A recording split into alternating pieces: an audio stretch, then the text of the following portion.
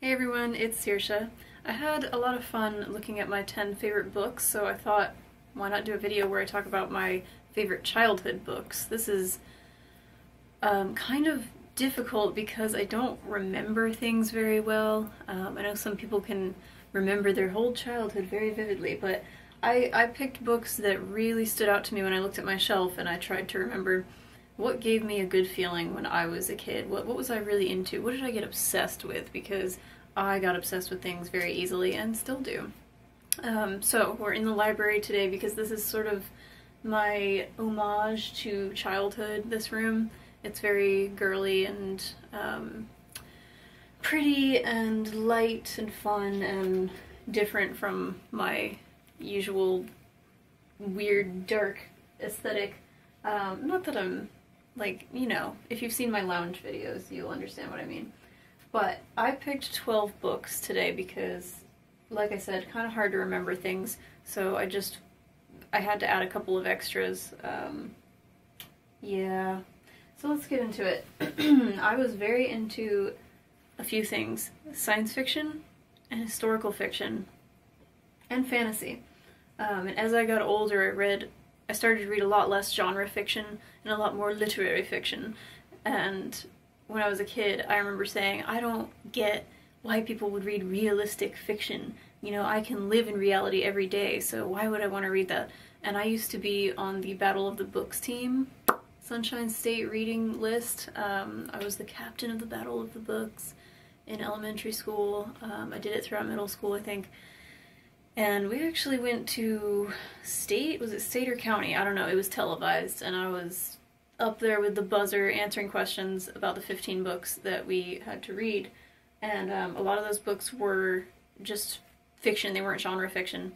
And that kind of put me out of my normal zone of what I would read as a kid. But some of these I discovered on my own, some might have been through school, and some were just so big every kid was reading them. So first up, we have The Giver by Lois Lowry, and you might have had to read this as a kid. I actually can't remember. I think I did. I think I did have to read this maybe in elementary school. But then I went on later and read the rest of them. There are 4: The Giver, Gathering Blue, Messenger, and Sun. And I really love the series. Just something about dystopia really gets me. I'll just read a little bit of the back. Jonas's world is perfect. Everything is under control. There is no war or fear or pain. There are no choices. Every person is assigned a role in the community. When Jonas turns 12, he is singled out to receive special training from the Giver. The Giver alone holds the memories of the true pain and pleasure of life. Now it's time for Jonas to receive the truth. There is no turning back. So basically, they live in what they think is a utopia, and there's this one person who's assigned to remember all the horrific, harrowing things about the history of humanity. And then it falls on this kid to be the next one to receive those memories. I think I liked the movie. I might have only seen it once, but I remember liking it, but that came out so many years later than the book. But I definitely recommend this. And you know, some people read children's and young adult lit even when they're older, and I can't say that I do, but I'm kind of thinking, I'm looking at these and like, maybe I would go back and read them. You'll understand that the experience of reading a book and being so affected by it when you are a child, that is such a magical, transporting experience. Like, you know, I remember being a kid and you could just sit in your room and read for hours, and there were no phones and gadgets and things, and I mean, if you're like as old as I am or older, I could just sit there and read a whole book, and it's such a different experience now. You know, I still have books that affect me greatly, but the way that your brain is forming when you're a kid, when you read something that makes you go, whoa, like this is all I care about, this is now going to open up a window into so many different interests. That's kind of what these books did for me. Like this one, for instance, which I don't know if anybody has heard of this because I've never heard anybody talk about it. It's Ashes of Roses by Mary Jane Auch. I don't know how to say that, Auch. this book, I don't even know. I would just go to the store, I'd go to the bookstore and browse around and just pick whatever looked cool to me, and then, you know, I'd use my pocket money or my parents would get them for me. And I just was constantly reading as a kid and amassed a pretty large library before I was 18. So on the back of this one, this is historical fiction. 16-year-old Rose Nolan and her family are grateful to have finally reached America, the land of opportunity, but their happiness is shattered when part of their family is forced to return to Ireland. Rose wants to succeed and stays in New York with her younger sister Maureen. The sisters struggle to survive and barely do so by working at the Triangle Shirtwaist Factory. Then, just as Rose is forming friendships and settling in, a devastating fire forces her, Maureen, and their friends to fight for their lives. Surrounded by pain, tragedy, and ashes, Rose wonders if there is anything left for her in this great land of America. So I read this and I was like, oh, okay, now I'm obsessed with fires, all kinds of disasters, Irish immigrants, this time period, which I believe was 19... It's not going to tell me, is it?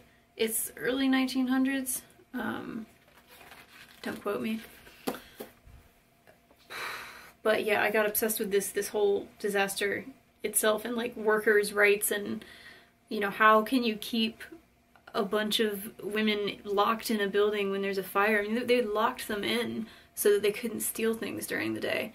And then there was no way for all of them to escape once this fire broke out. It's just horrific tragedy and changed a lot of laws around workers' conditions. So I remember in middle school I made this whole structure, like I made the building for this history report, and it was so cool. But yeah, I just got so into it, and I think you could even look at that book as like one of my early experiences with like realizing that I was into disasters and true crime, and because that's definitely a crime to me, that story, because of the way that they all died and didn't have to, and it was because of the management keeping them locked in there. So I love listening to stories of survival and horror and things that are just like the worst things that have happened in history, which is morbid, but you know, that kind of goes along with my obsession with the Titanic. And then, hey, true crime. Like, I was really into it as a kid and I didn't even realize. This is The Face on the Milk Carton by Caroline B. Cooney, and I must have all of her books. I have, like, one of these whole shelves is almost her books. I loved her so much, and I remember it said on the back of one of these, ages 12 and up, and I was maybe 9 or 10, and I think my dad saying, oh, I don't see a 12-year-old reading that book, so you shouldn't be reading it. And, you know, I realized something as I was looking for these books. I found mostly books that are for around 12-year-old readers, and then my next favorite books were like regular adult fiction, and not much in between, like not much young adult fiction. I kind of completely skipped that whole zone, which you'll notice, like, these are much younger reader books, and then in my last video they were for much older readers.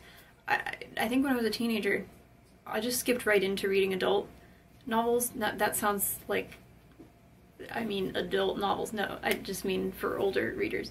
Anyway, it's just weird. I guess because in high school they make you read stuff that is for an older audience, like To Kill a Mockingbird and Les Mis. You know, they weren't having us read young adult fiction, so I just skipped that whole era, I guess. So I loved this book so much. No one ever really paid close attention to the faces of the missing children on the milk cartons, but as Janie Johnson glanced at the face of the ordinary little girl with her hair in tight pigtails, wearing a dress with a narrow white collar, a 3-year-old who had been kidnapped 12 years before from a shopping mall in New Jersey, she felt overcome with shock. She recognized that little girl. It was she. Ooh, what a sentence. How could it possibly be true? Janie can't believe that her loving parents kidnapped her, but as she begins to piece things together, nothing makes sense. Something is terribly wrong. Are Mr. and Mrs. Johnson really Janie's parents? And if not, who is Janie Johnson and what really happened? Ooh, I want to read that again.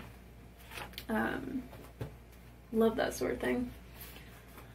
And that was a, I think, 3 or 4 part series. And Caroline B. Cooney wrote a lot of like disaster stuff that I just ate up. There was one about a plane crash, which maybe is the reason I have a fear of flying, but I loved reading it. I love absorbing horror. Okay, next one, not as upsetting. Aquamarine.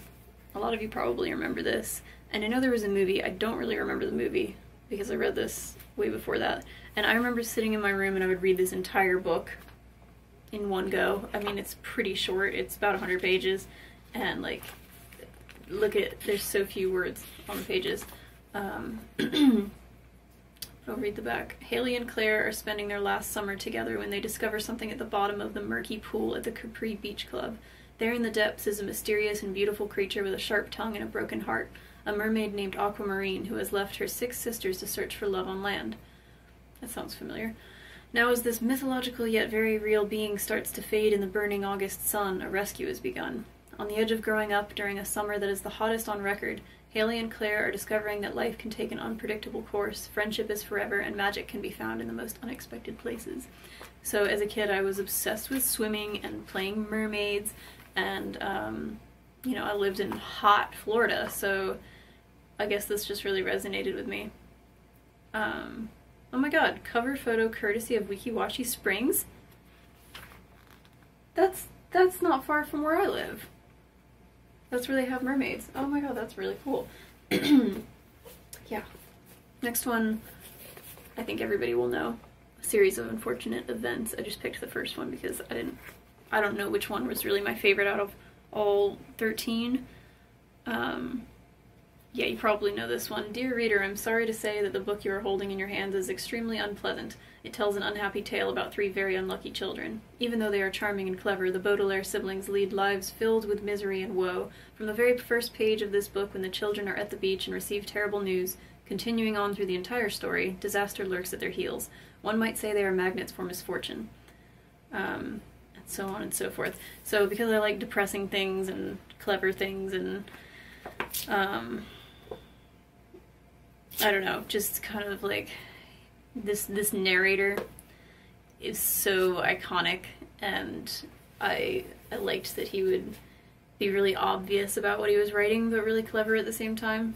Like, not condescending to the reader, but sort of. It's hard to explain.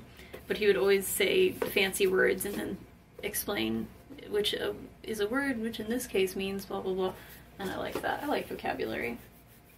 And then we have Halfway to the Sky by Kimberly Brubaker Bradley. I can never say that. And I think this was one of the Sunshine State books, so it was for Battle of the Books. And thank goodness for that, because this book is very likely the reason that I wanted to thru hike the Appalachian Trail and ended up doing that, because this inspired me when I was really young. It says, Danny is running away from home, or what's left of home. It's too easy, really, just like it was too easy for her brother to die, and for her father to leave. Now it's just Danny and her tight-lipped mother, and Danny has to get away. She plans on taking an amazing trip where no one will ever find her. She's going to hike the Appalachian Trail, the whole thing from Georgia to Maine. The trail is a legend in her family, the place where her parents met, fell in love, and got married. I love this so much, and in the book, the girl's name is Katahdin, they call her Danny, and her brother is Springer, and that's my cat's names. So it inspired me so much, like a girl who's 12 years old, who can just decide, I'm going to do this thing, this crazy thing, that's so physically and mentally demanding. I think I read this when I was like 11, and decided, oh, I'm going to do that one day, and then when I was 24, I did. So the power of literature, and highly recommend, if you have kids, give them these books, and you know, just encourage reading, because it is so transformative. It'll give you dreams that you didn't even know you could have, and yeah, it's just inspiring. This one was very popular, Bridge to Terabithia. I don't know why or how I found it, But yeah, it's highly acclaimed. At the time, I didn't know that. It's very depressing, so you can see a trend maybe. Yeah, so it's by Catherine Patterson.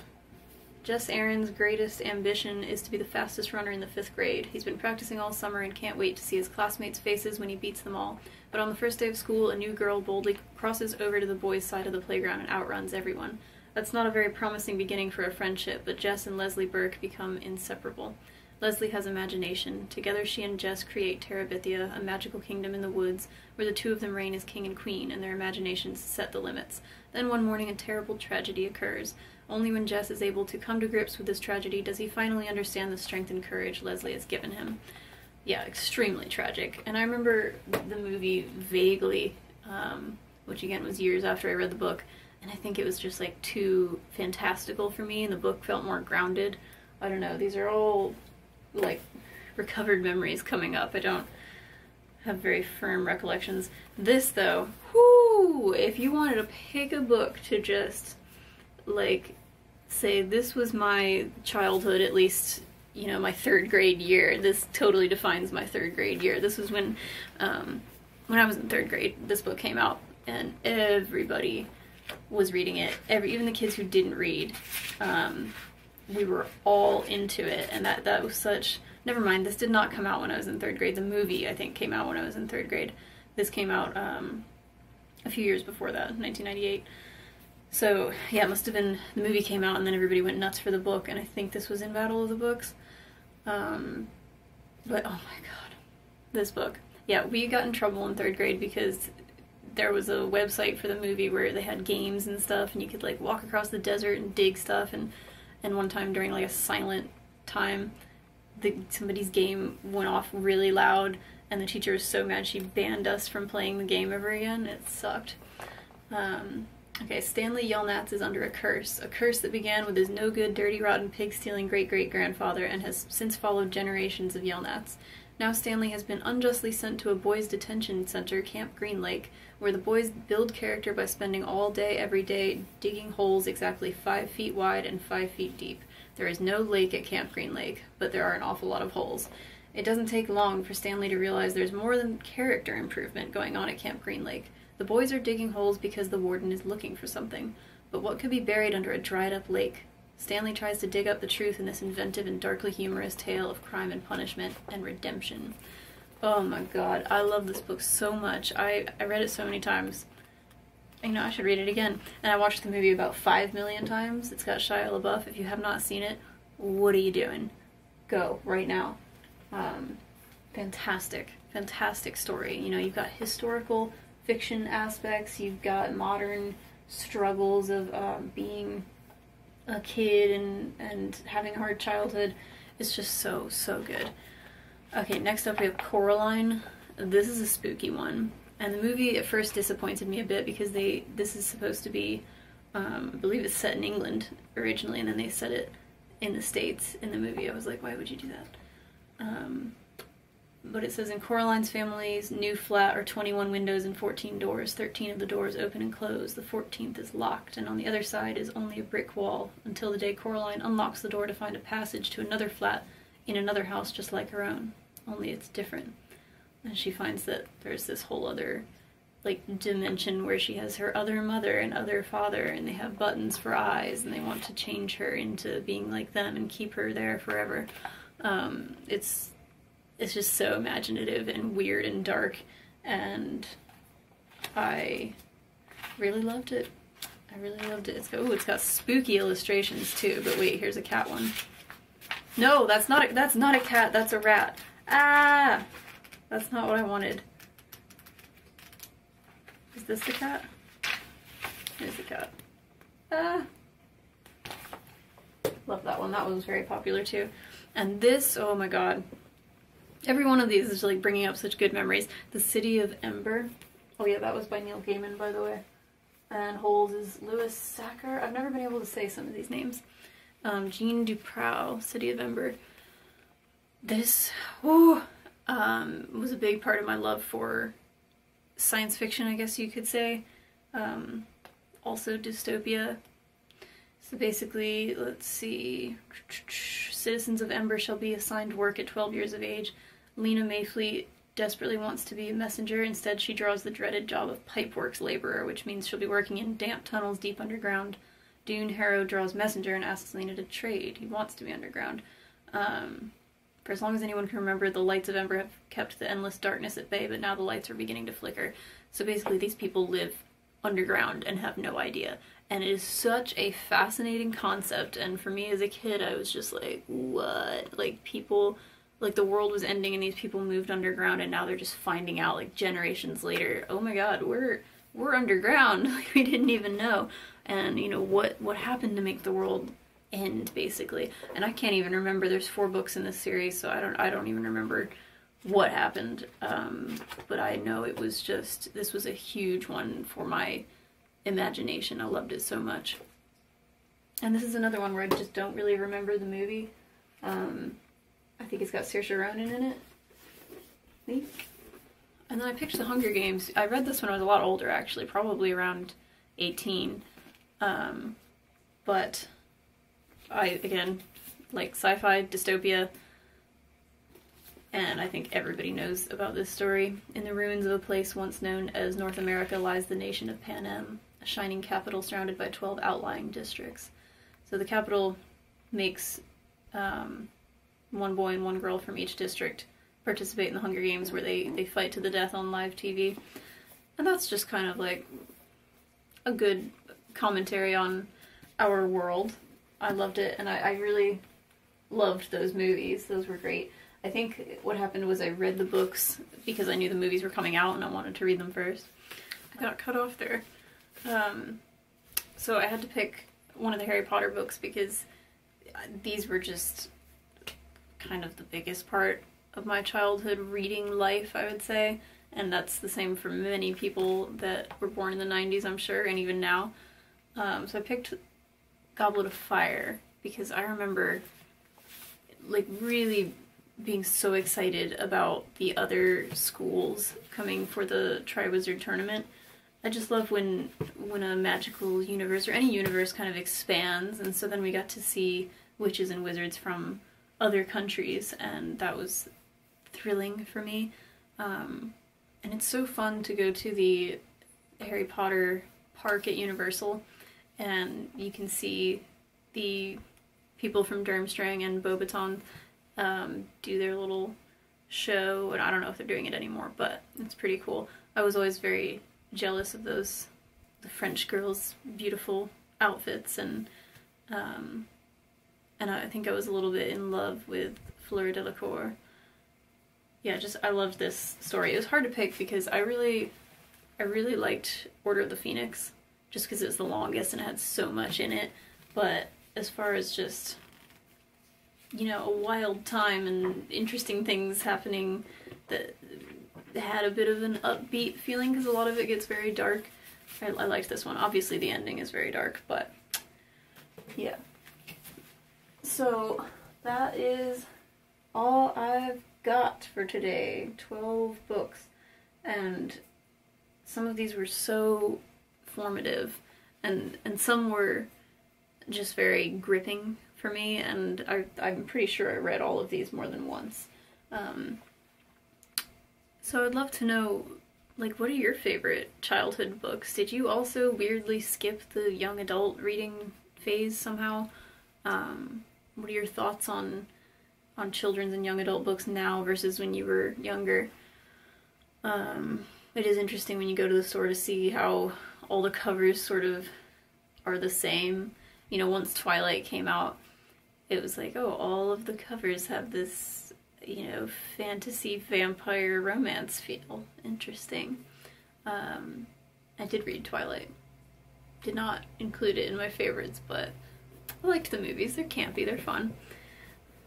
So, yes, tell me your favorite childhood books. What was impactful for you? What do you consider formative in your younger years, and how did it mold and shape your tiny brain into what it is now? So fascinating. And I plan to do a video with my mom about her favorite childhood books, and she'll do like young reader books, and stuff that, like, I don't know how she remembers. But yeah, that is to come at some point.